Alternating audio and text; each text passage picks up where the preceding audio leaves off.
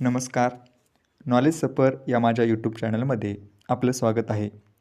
यापूर्वीच्या व्हिडिओमध्ये आपण ज्योतिबा देवाची मुख्य यात्रा चैत्र पौर्णिमेलाच का भरते, ज्योतिबाच्या मूर्तीचे तोंड दक्षिणेकडे का, तसेच नाईक ज्योतिबा यांचे नाते काय यांची माहिती घेतलेली आहे.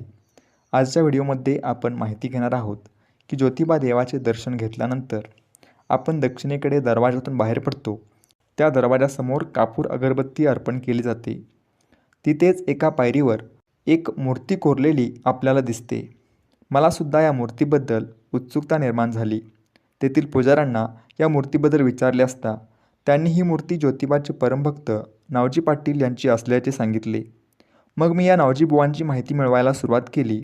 लोकगीते, लोककथा तसेच डॉक्टर सरोजिनी बाबर यांनी संपादित केलेल्या कुलदैवत या कादंबरीमधून जी माहिती मिळाली ती माहिती आपल्यासमोर